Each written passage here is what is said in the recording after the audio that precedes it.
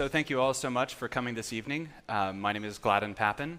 I'm a visiting fellow here at the MCC for this academic year. And it's my great pleasure to host one of our Budapest lectures this evening. We've had a lot of illustrious guests participate in the Budapest lectures as the program has unfolded. And tonight we have the great honor to welcome Sohrab Ahmari. Sohrab Ahmari is the op-ed editor of the New York Post, which is America's longest continuously printed newspaper. It was in fact founded by Alexander Hamilton back in the early 1800s. He is also a columnist for the American Conservative magazine and a widely published author on a variety of subjects over the course of his career. He also has a new project in the works. Sohrab recently announced that he will be leaving the New York Post after a number of years there and starting a new venture. So we have the great honor to welcome Sohrab right as he's bringing his New York Post career to an end and launching something new and extremely interesting. Just a brief note, Sohrab and I will discuss for about half an hour or so, and then we'll have an opportunity for questions. So if you have a question that comes to your mind over the course of our discussion, as we bring it to an end, we will turn the floor over to you, and you'll have a chance to discuss. So thank you so much, Sohrab, for joining us. We're here to discuss some topics coming out of Sohrab's book, The Unbroken Thread. The subtitle of The Unbroken Thread, which is before us, is Discovering the Wisdom of Tradition in an Age of Chaos.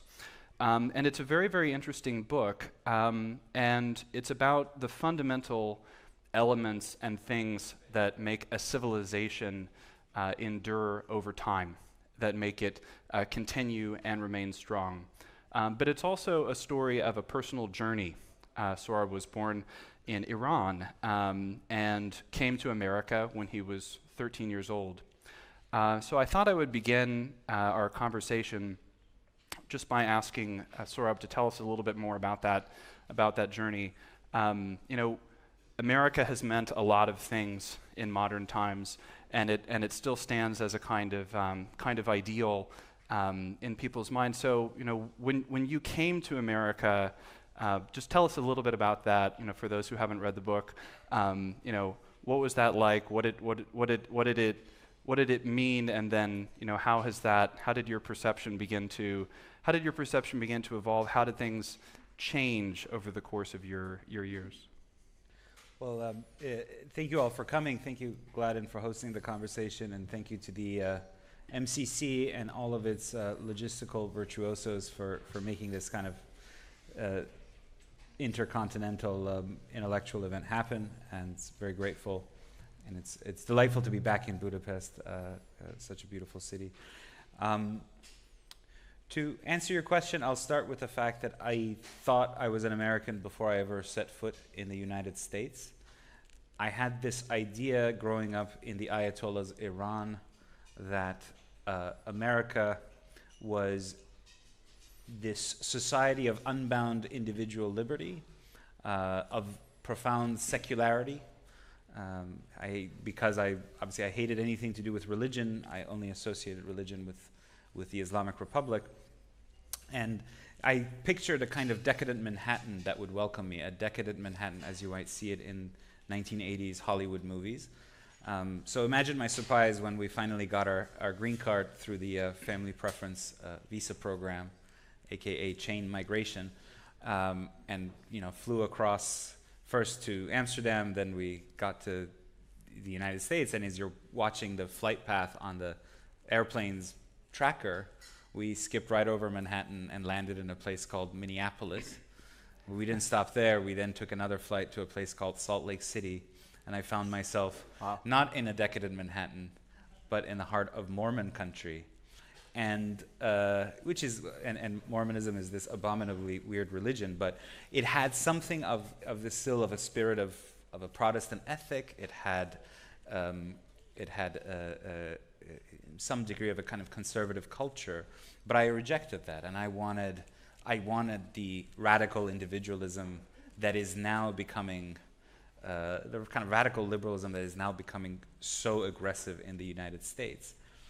But over the course of 20 years as a migrant in the United States, I've had this shift of mind where I now see that radical quest for personal autonomy, quest for personal self-definition as a source of a great crisis. And the crisis is no laughing matter because I'm a father and I have a son, Maximilian, for whom I wrote the Unbroken thread, where I'm worried that if left to our own culture's devices, he will just, it's not like he'll just be an absolute failure as I see it. I mean, he'll, given the way our economy works, chances are he'll inherit my and my wife's elite status and be an upper middle class person. But my fear is that he'll just be a person of no moral purpose. He'll just become a kind of global meritocrat who thinks that the highest end of life is merely to maximize your individual choices and seek well-being, which is often defined merely in material and utilitarian terms. And so I wrote the book as a way to counteract that, to say that there is this this other way of living, this other account of freedom that says freedom isn't just doing what you want, whatever your baser drives tell you, but rather doing what you ought to do. I should mention that one important milestone in the course of that 20-year shift in my mindset is that I became a Christian. And the Maximilian I mentioned, my son, is named after the great Polish saint Maximilian Kolbe, who was canonized for having laid down his life for a stranger at Auschwitz.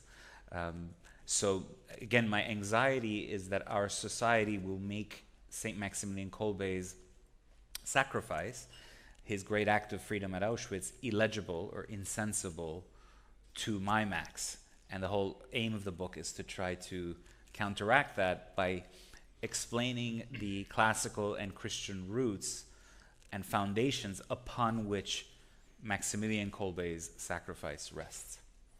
Thanks so much.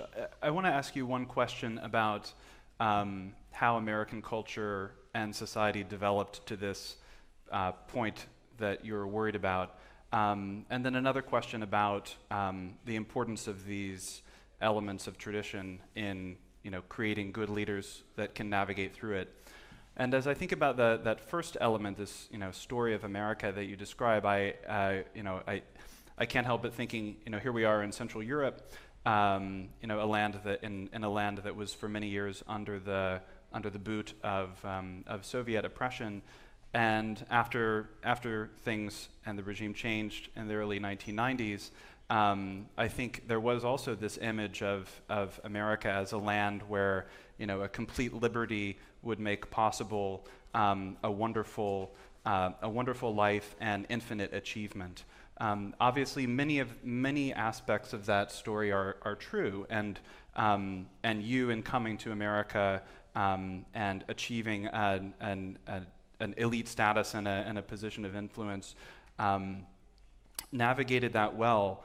But what do you think happened? I mean, there's obviously something good in liberty. It's good not to be ruled in a dominating way by someone else. But you seem to be describing a situation in which that idea has kind of gotten out of control. So, how do you explain or understand that? So in the book, I attempt to give one answer to that. There's a chapter dedicated to Alexander Solzhenitsyn's famous Harvard commencement address, in which, as an exile from the Soviet Union, he was sort of expected, as he put it, to sing his version of the immigrants' ode to the great Atlantic fortress of liberty. But he didn't do that. He actually, this commencement address was very much a Jeremiad, a critique of America. And the way that he described it was that America had lost the sense of the distinction between freedom for the good and license for evil. That in the classical and Christian frame, which he merely restated, there's only true freedom is for doing the good, for doing what you ought to do. And freedom for evil is really not even freedom, because it invariably, as the gospel says, he who sins becomes a slave to sin. Or in the classical frame, he becomes a slave to his baser instincts. So we had lost that freedom has a substantive component. It's not just a procedural mechanism or a set of rights, but a content and an account. It comes with an anthropology of who is the human being, what is he a part of. And now, since I guess it's been 30, 40 years since the commencement address of Solzhenitsyn, that process, that divorce between freedom and a substantive accountable good has accelerated, so that I so appreciate some degree of normality here in Budapest, which is it's bought at such a great price of demonization by the liberal media and the kind of establishments in Washington and Brussels. But just that I could see myself taking my kid on a subway ride here and not be assaulted by commercials for dating apps that show sort of sadomasochism and say, and all sorts of other kind of genuinely vile, perverse thing. What if my 5-year-old asked me, like, what is this? What's a dominatrix, Dad? Why do I live in a society in which I have to tell my kid about any of this, right? Right. And so it is very hard to maintain an order in which freedom coexists with a properly substantive and true account of what freedom is for, and we've completely lost it in the United States. No, you give, as I recall, some really striking vignettes from Solzhenitsyn's life, and just you can't help but compare them with what he might think today. You give this example of Solzhenitsyn trying to promote his book in the Western world, in the United States, and finding that in many cases, even in the West, which he had so idealized, the demand for making money off of the product was so important that it even led some publishers to prefer communist books and things like that in the West. So you can only imagine what he would think in regard to these the sort of advertisements that you describe. But I want to take the discussion in the direction of the substance of your book just for a few minutes. As you said, you're worried about your son's future. You're worried about the future that all of our children will face.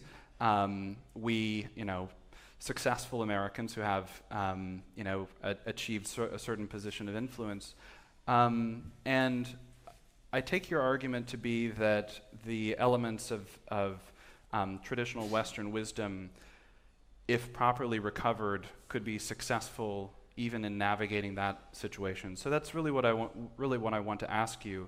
When you think about your son, you could say, well, the world now requires basically becoming corrupt. The world now requires that in order to become successful. But you don't think that. You think that these threads of wisdom can pull together and help to develop new leaders. So I was wondering if you could talk about that, and what do you find in the tradition that's been discarded that could actually help even in navigating these difficult times? I mean, I have great hope, I often say, in young, not even conservative, but young Christian intellectuals and people who are rising up in a generation, maybe in their 20s now, of future journalists, future political leaders, future lawyers, and so forth. And the baseline is, first of all, I think they recognize far better than, let's say, a certain type of conservative who's now in his 50s and 60s, who still thinks that there's nothing wrong with the United States that needs to be reformed. He's still in a kind of Cold War mentality, and his greatest concern is just sort of, what's happening in the Middle East.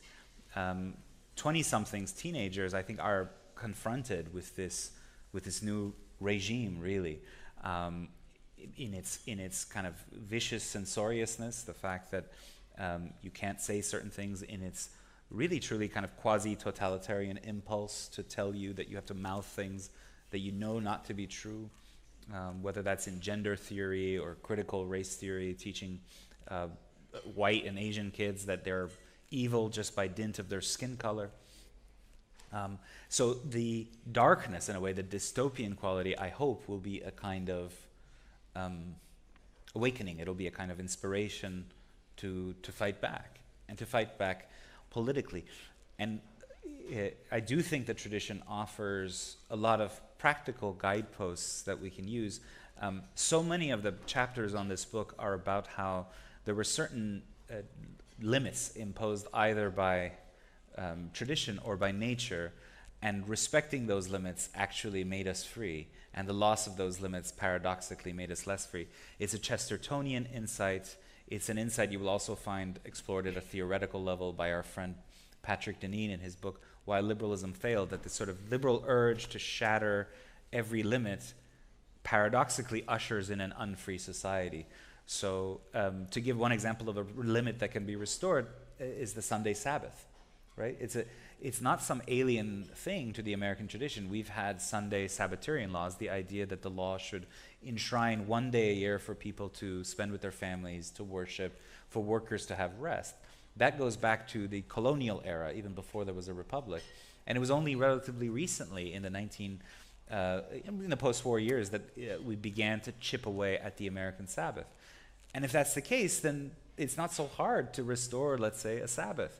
There's a political value in that, because someone like Jeff Bezos loves to not have to honor something like that.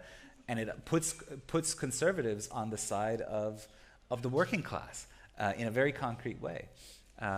So that's just one example of how, again, something that was promised as liberation, choice, you can shop as much as you want, you can work as much as you want on Sunday, in practice just ended up being freedom for Bezos, not for workers. And it's not so hard to reverse that. You know, that brings to mind a moment in Dallas a few months ago. It was a Sunday morning about 9 o'clock. 5 years ago at that time, you would never receive a package delivered to your door. And this 70-year-old man, had rung the doorbell for Amazon, to deliver a package. In a previous generation, he should have been, with his grandchildren or something like that on a Sunday. And I think things like that are becoming kind of shocking in our society. I think, I'd like to ask you, how is this? Well, you called it a regime, and that's a really powerful word. Maybe less so in America. In the past, in America, I think we haven't even known what a regime is. People don't talk about the American government or the other powers in American society as forming a regime. But when you say that, it has a lot of credibility to me. I mean, you know what you're talking about, having lived in a place with a regime. So, what is going on in America in that respect? When you said that, like, what do you mean? What is the regime, and what are its parts? Yeah. Like, what is it? Just spell that out a little bit for us. So. I begin to talk cognizant of the fact that there's a political theorist here next to me asking that question. So there's a kind of... I've taken off the political theorist hat. There's this proper definition of use of the term of different kinds of regimes that is a neutral usage. But I mean it with its kind of negative connotation, which is what I grew up with when I was in Iran. You said, the regime is doing this, X, Y, Z. And everyone knew what you meant. You didn't have to say you meant like the Islamic Republic of Iran, blah, blah, blah. It was the regime. You know what it was. And increasingly, I hate to say it, I truly hate to say it, and I say it with love as an immigrant and with gratitude as an immigrant, you speak about the regime in the United States, but it's not merely this kind of governmental apparatus, which was just what you had in a classic autocracy like the mullahs Iran. Rather, it's this combination of corporate power, of the power of particular classes, let's say the kind of transnational capital and the professional managerial classes that service it, big tech, corporate media, for the most part, with few exceptions, all together working in unison, really, to stave off and block and really persecute and punish challenges to liberal order. I mean, I'll give you the obvious example you may have heard of was during the election, or just before the election, the paper I work for, the New York Post, published really sort of solid reporting that has yet to be disputed in any serious way, that suggested that our president's son was had at one point worked with a Ukrainian energy firm to arrange a meeting between his father, then the vice president, now the president, and executives from this firm. The story was censored by big tech companies. As you remember, Twitter and Facebook both took steps. They suspended our account. You couldn't tweet, as I recall. No, I you couldn't tweet that article. Yeah. No, you couldn't. I couldn't tweet the article. Yeah, and users couldn't even share it in private messages. And then you had 50 former intelligence officials, in a sense, validating that decision by saying that this story was Russian disinformation with zero evidence. Then you had the corporate media, instead of questioning what the intelligence officials said. I don't know, I just remember, I guess I don't remember it because I wasn't around, but in the 1970s, there was a thing where journalists had an adversarial relationship with spies who could, drone people out of the sky. And now the relationship is, oh, yes, former head of the CIA, yes, sir, I'm going to report exactly what you said without questioning it. So that there was this kind of legitimation mechanism between Twitter and Facebook, the intelligence apparatus, and the corporate media then legitimating those other two, all kind of circling the wagons around protecting one candidate in a democracy just ahead of a critical election. So that feels like a regime. That feels like it's not just a matter of it's opposed to tradition, and of course we should vindicate tradition because that's what this book is about, but we should also be aware that there is a kind of political economy and a class that we're facing, or a set of classes arrayed against the American people. That's what I want to ask you about a little bit more. And we were together in Warsaw a couple of days ago, and you began by addressing that point. I think a lot of people, when they see American cultural phenomena, when they see cancel culture, when they see the woke internet platforms becoming more and more radical, they just assume that America, or that part of America, has merely gone crazy. They assume, the left just went a little bit too far. That's crazy. There will be a kind of reaction about that.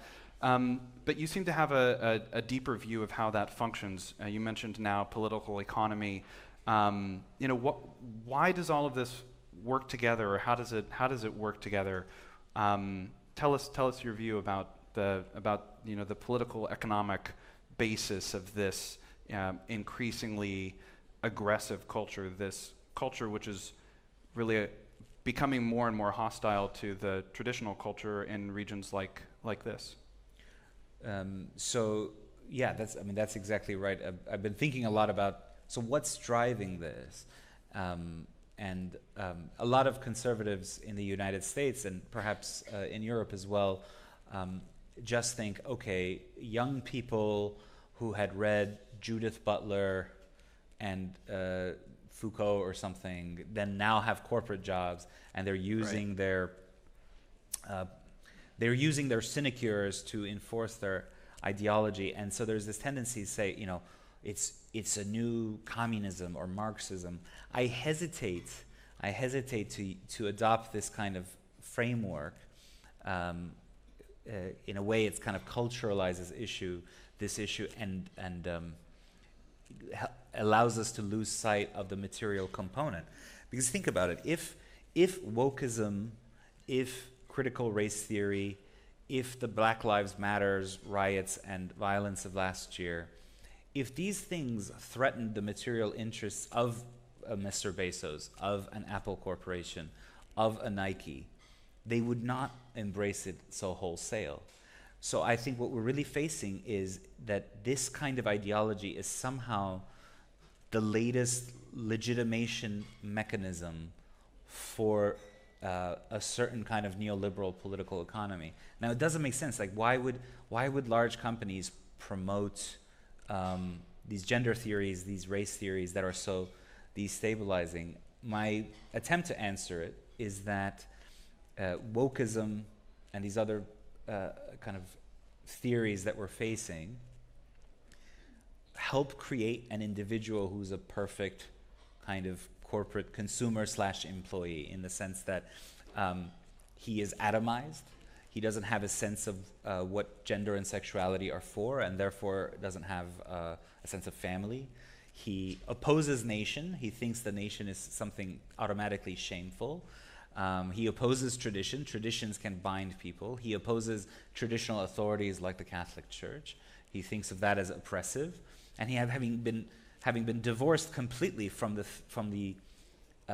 substrate of authority and love and obligation that formerly bound maybe his parents or grandparents, he operates perfectly well in a kind of uniform economy in which, again, labor, capital, services move very easily, including professional services. And he's sort of, homo neoliberalicus, he's right. just sort of like a perfect creature. So that's why I think, the neoliberal political arrangements meld very well with wokeism, even though at first glance they might look like they're enemies. Right. No, I mean, it's almost like a new ideology, not just in the sense that it's a crazy theory that everyone believes, but you seem to be describing it even as something that keeps people blind to the reality of their participation in that thing. It really serves Jeff Bezos, or it serves Apple, and it gives their employees something to go to war for, something like that. But we're not in the United States right now. For some reason, we've both wound up meeting twice in the last week in different countries in Central Europe. What's important about that? What's important about this area, or what possibility do you sense here? The kind of global neoliberal empire you're describing, sometimes it feels completely strong and unchallengeable. Surely it's unchallengeable by smaller countries. And nevertheless, here we are discussing this topic here in Budapest. So, how does that strike you? What do you feel about this region? Is there anything we're two American conservatives here trying to learn, but what political possibility do you see there? Well, first of all, a personal possibility. At some point I may have to knock on Hungary's door as some sort of refugee from the empire. We'll see. But no. In all seriousness, I mean, I think there's a lot of promise for in Hungary and Poland and some other countries in the region where we see that it is possible another way is possible. Simple as that. We look around us in the liberal West, and I always hate the designation of the West as something that excludes Central and Eastern Europe. Of course, so much of the West is here, and it's not some. It's a weird border, but what used to be the Soviet bloc. There's so much of a possibility that another world is possible, because in the liberal imperium at the center, we see, the things that I just described, this overweening corporate power, the kind of cultural degradation. You see, there are peoples that are seeking to find another way, and in doing so, it's not that they're doing anything radical. I mean, so much of what's going on in Hungary and elsewhere is just a recovery of the Christian democratic tradition. And if mainstream Christian democratic parties in the liberal center, in Brussels or in Washington, now see the kind of Hungarian experiment as extreme, it only is a testament to how far they've gone from any sense of normality. If you go up to an American people and say, hey, Hungary has passed the law where you can't teach about sex to 5-year-olds, every vast majority of American would say, oh, that's sane, that's normality. But normality has become very fragile and has to be fought for. And when you do fight for it, the full weight of the kind of NGO corporate Brussels Mandarin bureaucrat / Washington operative comes against you. And that again to me is a testament that the prospect of a country which has a private economy and is actually growing, but also at the same time, culturally conservative and recognizes that ultimately the economy has to serve the common good of the whole, is very threatening. It's very threatening to that people like you and me don't have to imagine some sort of nostalgic past, but rather there are reasonable models to construct society in which 5-year-olds aren't taught about like freaky sex. That's my bottom line. 5-year-olds not being that's a really good barometer for everything else of the sanity of a society. It's a good basic law. That should be like something basic. No, you're right. And as you were saying that, I was just thinking that the liberal left and the liberal international order have always been better at international coordination. They stand for something global. And people who love their countries, patriots like ourselves and like people in Hungary, sometimes don't make those connections. Why is it important to make those connections? Why are we suddenly in the same battle, do you think? And what can we're sitting here with future leaders of this country. What can they aspire to contribute to that? Why are we doing this? Why are we trying to learn from each other, collaborate where we can? Because that's what the other side does.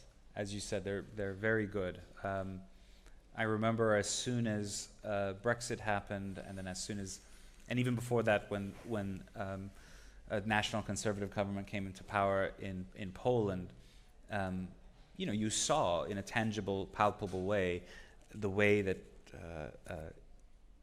liberal order, through its various elements, got together and said, "Oh, how do we roll this back?" And how systematically they worked, for example, through every apparatus of power to thwart Brexit from going through. Yeah. And so I think patriots, as you said, Christians, should do the same. There's no law that says that we can't cooperate and collaborate. And what can we aspire to is a situation in which we have to try to imagine it, that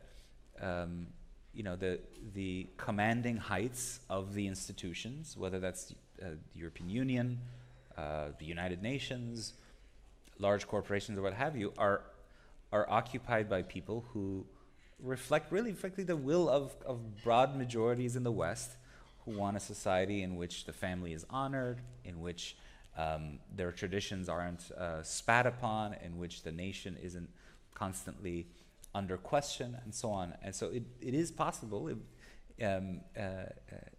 to build something like that together. And I think young people in a place like Hungary have an enormous role to play, and they can collaborate, teach, work together with like-minded young people in the United States. I think we should try to build that concretely. Thank you so much. We have some time for questions from the audience, so if anyone would like to ask a question to get the discussion started, just raise your hand, and then I'll repeat your question for the translators and cameramen. And please introduce. Yeah, just say hello. Just stand up. Yeah. Oh, yeah, sorry. I'm Patrick Gray. I'm a professor of English and one of the MCC fellows. So I'm struck by the book in relation to education and the humanities. I think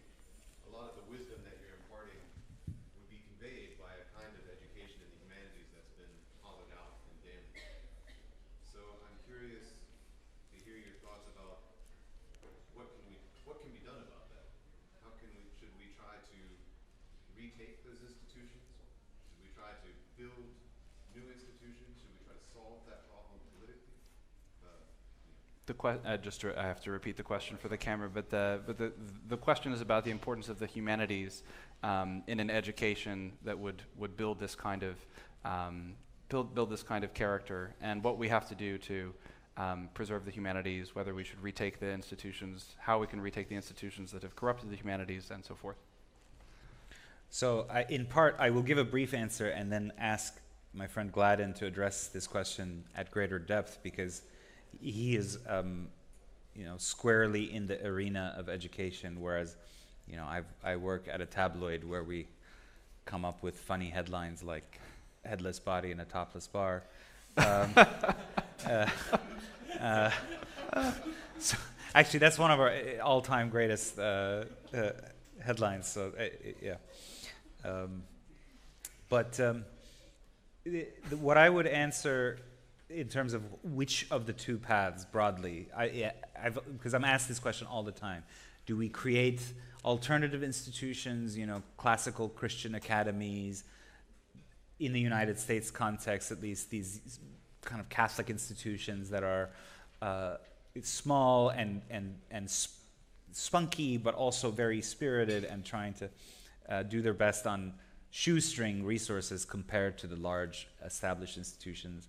Or do we send our kids and others and cultivate students who can go into kind of the large mainstream establishment institutions, which are still command a great deal of influence in? And I guess the answer is both. I think we should we should have donors in the United States and elsewhere who flood those small institutions with funding so that they're not just scrappy but spirited, but well-resourced and spirited. And we should presumably have some of our young elites enter, the Ivies and the sort of established institutions, and try to integrate them from within, as our friend Adrian Vermeil would say. So, I guess I would say not either or, but and or either and. I don't have a lot to add to that, and I don't want to take up time. I will say that there's a chapter in Alexis de Tocqueville's book Democracy in America called "How Aristocracy Could Arise from Industry." And it's a kind of hopeful chapter about how some genuine virtues could come out of the American quest for industry. And to me, it seems like a kind of tragic, a tragic title. Aristocracy didn't arise from industry. This instead, a vulgar, venal, oligarchy arose out of it. But I think, unfortunately, conservatives in the United States played a role in being absent from government. When Trump came to power after the 2016 election, he didn't have any cooperators. He didn't have an elite. He didn't have people who were working with him in important positions of power. Obviously, he bears some blame for that, and his temperament and so forth. But the American impulse has been, go get rich. Go to industry. If you're talented, go to industry. That's clearly, I think, I think we definitely agree on this. That's not going to cut it, for conservatives in the next 20 or 30 years. If we don't have an ability to shape a governing elite and people who want to, contribute in every way to their nations, then it's over. More questions?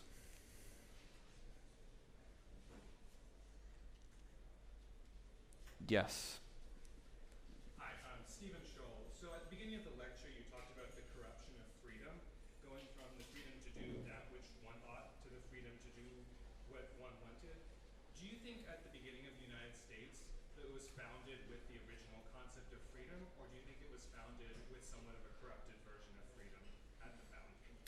The question is whether Mr.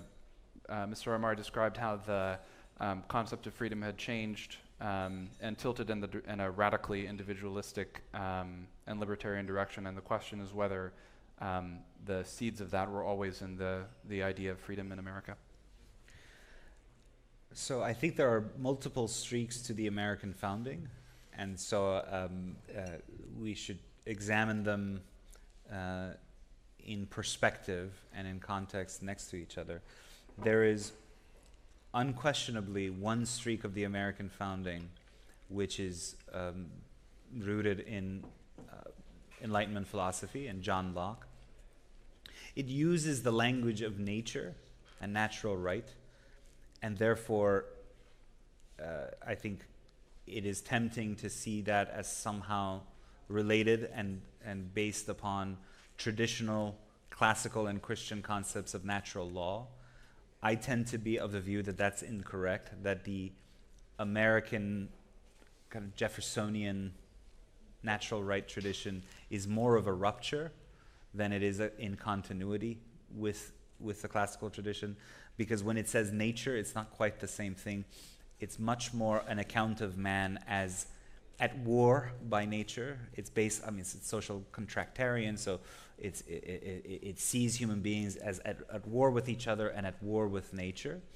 And that streak of the founding, taken, I believe, to its logical conclusion, could lead us to the kind of insane progressivism that you're seeing. So, in other words, I'm very much persuaded by someone like Richard Legutko, the Polish thinker, when he says that liberalism and communism are twin children, in kind of both evil twins, rather than, you have a good child and an evil twin.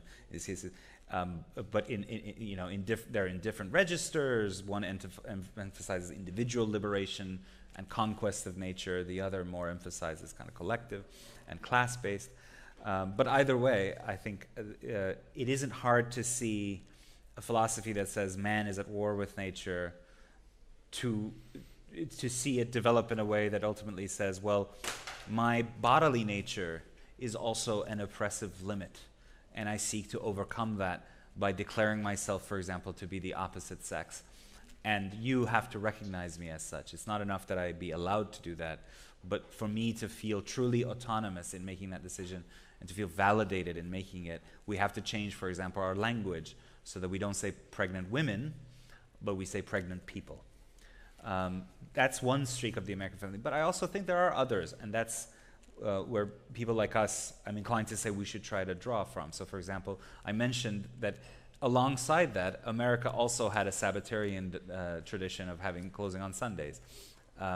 It had this kind of profoundly religious cast of mind as well. So there are resources that we can mine, but also, I think we should be kind of pretty realistic. So what I avoid, because I recognize the first thing that I mentioned, that the impoverished account of nature programmed into founding, is that I don't say, like, if only we could just go back to our founding, if only we could go back to the concept, because I just don't fetishize, bewigged 18th century insights.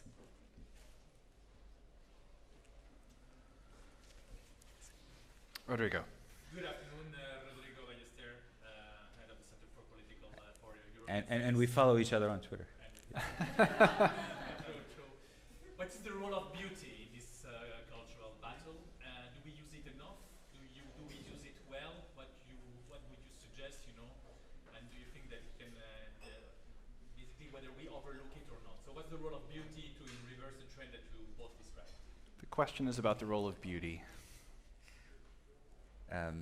So I'm not a student of aesthetics, but as a journalist, I have enough chutzpah, I don't know what the Hungarian for that would be, to have written a book about how identity politics disfigures the arts. It was more of a polemic where I was living in London at the time, and I did a tour of London's art world as a journalist, and sort of just cataloged the inanities and the bizarro world of kind of contemporary art in which there is very little beauty. So what I will say, rather personally, is that I, in part, came to the Catholic faith through the beauty of the liturgy at the London Oratory. I reject. Excuse me, that's my alarm. I reject the idea that beauty can save the world. I think it's just a kind of cliche. But I do think beauty absolutely has a role, because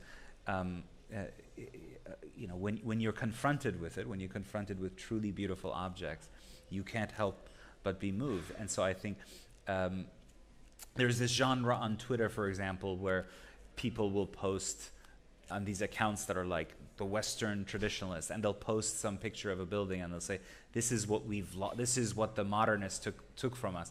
Now, sometimes when they post something, it is actually just like 1950s modernism, you know.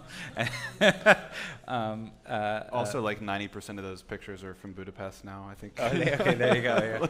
Yeah. Look at this ugly building that was beautifully restored. It's definitely Budapest. You know? but I think that kind of aesthetic intuition can be tapped into to say, yeah, because among other things, there has to be a reason why our civilization, for all its kind of technological prowess, often builds such ugly spaces, for example, that debase rather than ennoble the human spirit, and that can be linked, as beauty often is, to deeper questions of truth. Although I'm always careful, because I also think a kind of superficial beauty can distract us away from truth. It's not always the case that I think that everything beautiful, superficially, aesthetically beautiful, is true. It can also be seductive in a dangerous way. But that instinct that a lot of young people have, where they look at what's on offer in a gallery in London or LA or Paris and be like, what is this? Why is this called art? This is hideous. That has some political potency to it. Other questions? Sir. Paul Gilfillan, MCC visiting fellow. Thank you so much for your talk. I don't really have a question so much as an observation. In my own country of Scotland, one of the interesting things that's happened is that as more and more of the population has become materially affluent, the Scots have done a quite remarkable thing. They've actually recuperated their traditions that they thought that they had said goodbye to.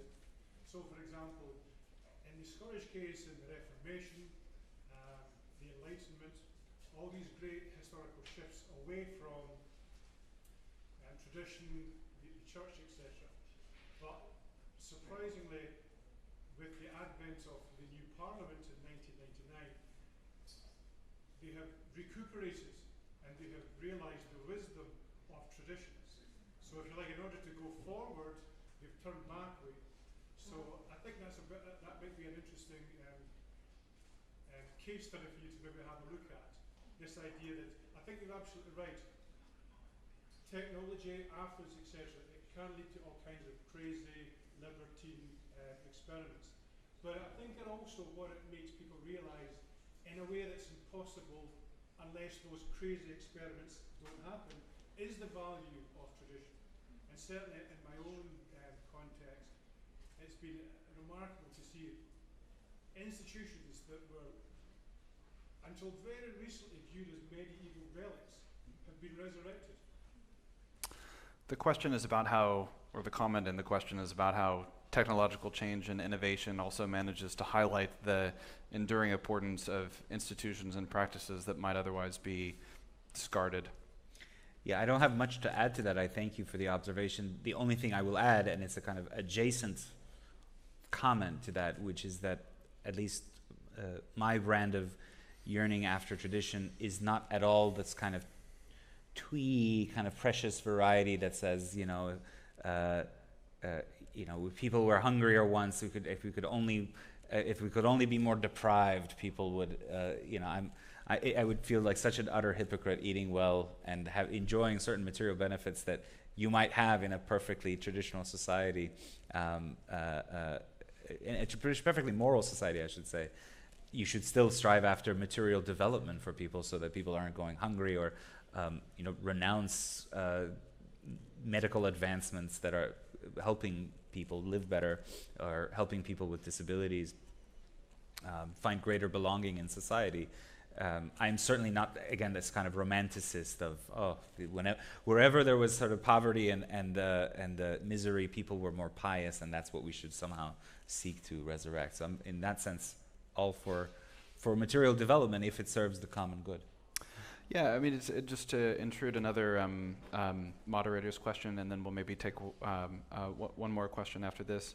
I mean, in many respects, your view incorporates this idea of a cultural clash, a clash between the values of innovation and the values of tradition, the challenge posed by modernity and the possibility of traditional beauty and things like that. But I guess I would just ask you to elaborate a little bit more on what you just said. You have a much more political view of how that process unfolds. That it's not like when you describe Silicon Valley's power. It's not just that they're crazy leftists. It's that they've made it a part of a governing structure. It's part of their interest. But that old picture, was very common on the right, 40 years ago. I know we talk about it a lot, and it's still there. So, how would you say how would you say your vision, differs from that old, just merely culture clash, conservatism, and what is the right, if we can use that term, what is the right need now? Like, what does it need to understand in order to get past that? I got you. What you described, I think, is what we both call bow tie conservatism. No offense to guys who wear bow ties, Occasionally, rarely, yeah, but, okay. not zero, but. But what I mean by that is and what I think you just described is this kind of culture first conservatism that is culturally or religiously traditionalist, but is perfectly at peace with, or at best indifferent to, material economic developments. So it shakes its head and says, oh, it's too bad, marriage rates are collapsing. Oh, it's so bad, church attendance rates are collapsing. Oh, people aren't having babies. And then at the same time endorses a political economy that ruthlessly corrodes the things that the same guy cares about, ruthlessly corrodes family formation, church attendance, the kind of stability that working class people need to be able to take the risk of getting married, to bringing new life into the world, to going to church. That takes a kind of material stability as well. So it's what Christopher Lasch called conservatism against itself. It's a kind of conservatism that, because of its free market dogmatism, nothing wrong with the free market, it has its place, but a kind of free market fundamentalism endorses positions that ultimately corrodes the cultural goods that it holds dear. So that's where my difference lies, and that's I have faith, or I believe, and I think it's borne out by history, that spiritual and cultural goods that we would wish to secure have some degree of a material substrate. They need material support, including through the support of the laws. So to give an example that's concrete here, if you want people to have children, it absolutely makes sense. Let the University of Chicago be damned to give tax breaks to couples that have more children, to give them loans to help them buy vans, minivans, or what have you.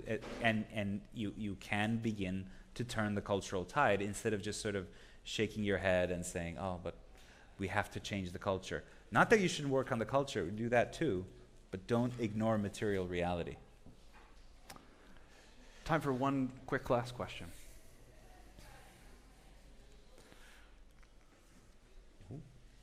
Peter. Peter, MCC. I would have the same question as we had heard regarding the academia, only with regards to the media situation. Whether conservatives in the Western world should found new outlets or should invest more in reconquering traditional newspapers and media. Thank you. Do you want to repeat? Yeah, the question is about the goals for conservatives with regard to the media. So again, I would say both. In a way, I guess my career exemplifies that. I spent, my whole career, basically a decade, working for News Corp. First for 5 years with the Wall Street Journal, and now with the New York Post. And those are actually right of center institutions, to be honest. At least the opinion pages. where I worked. So I certainly believe we should try to do that.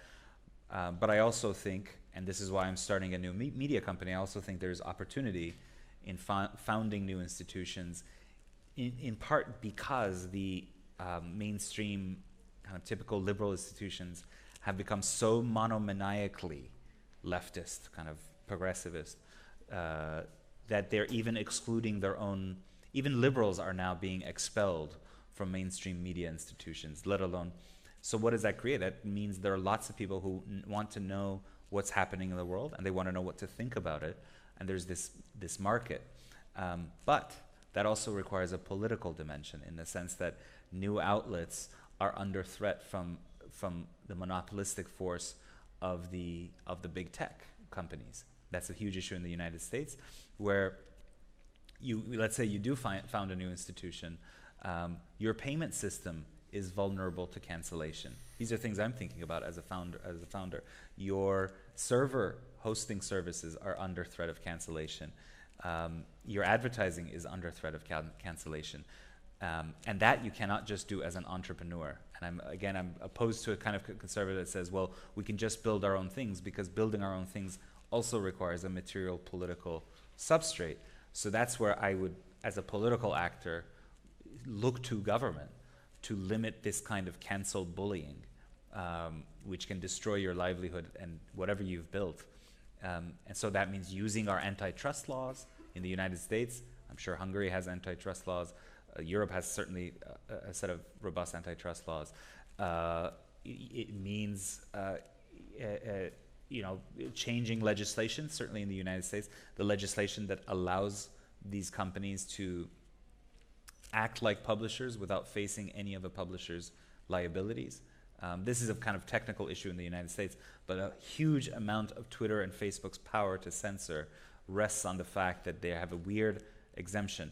If I, God forbid, slander or libel someone in the pages of the New York Post can be sued. And we act like a publisher, and therefore we face that liability. But on Twitter or Facebook, if you libel someone, you cannot sue Twitter or Facebook, because we gave them this carve-out. And the carve-out in the United States was meant, it came under the auspices of something called the Communications Decency Act. The idea was that you would allow them to act like publishers effectively by letting them censor, let's say, really prurient content, child pornography, violent threats, and so forth, and they would act like good Samaritans. But they've used that law, that advantage we gave them, that special exemption we gave them, to censor political views that are perfectly legitimate. And in fact, you can find plenty of pornography on Twitter and Facebook. So it's a complete perversion of why we passed that law. Anyway, I apologize for boring you with the technical details, but it just goes to show, yes, go into mainstream media and try to rise through the ranks. Yes, found your own institution, but also there's a political work that has to be done at the level of the state to check overweening corporate power. Thank you so much, Saurabh. So on behalf of all of us here, thank you so much for spending the evening with us. Thanks, buddy.